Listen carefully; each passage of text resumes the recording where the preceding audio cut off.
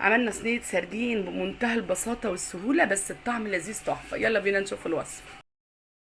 ورحمه الله وبركاته. ازيكم عاملين ايه؟ يا رب تكونوا بالف خير.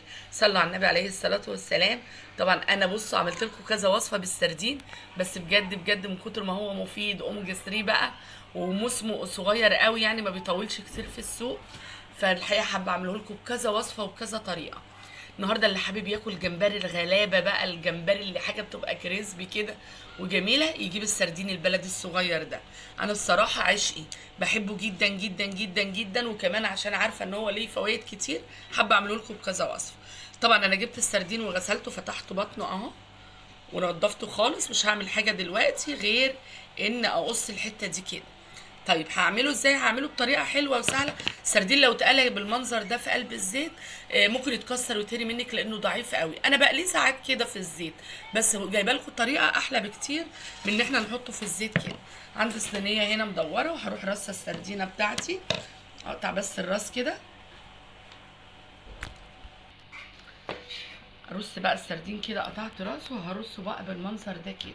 يعني رصه شكلها حلو عشان لو قلبناه وفضناه كده على السفره يبقى شكله حلو يعني. اهو بالشكل ده كده، كل 4 في اتجاه مختلف يعني. اهو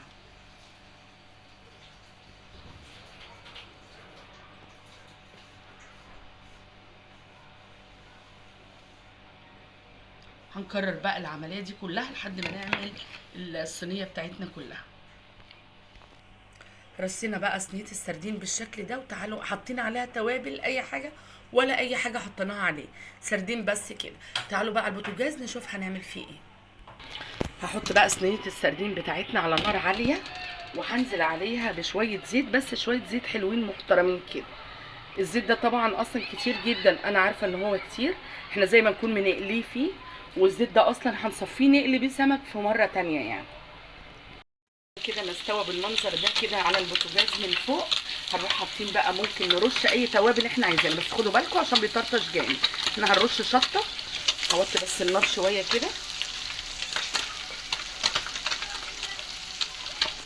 وهرش كمون بالشكل ده كده، وهرش كمان شويه ملح. ممكن ترشوا الكلام ده بعد ما تصفوا الزيت، بس انا حابه ان هو ايه يعني يشرب من بعضه، فالزيت هيساعد ان هو يعني يتوزع جواه. زي ما اتفقنا الزيت ده مش هنرميه، احنا هنصفيه في اي حاجه نقلي فيه بعد كده. هصفيه بس من الزيت شويه كده. قبل ما نصفي الزيت بقى ولا نحركه خالص، هننزل بحاجه عليه كده اللي هي عشان تسنده، عشان نروح نصفي الزيت بتاعه في اي طبق بقى ولا في طاسه ولا حاجه، وندلق بقى الزيت الزياده اللي قلينا فيه السردين بتاعنا. خلاص كده.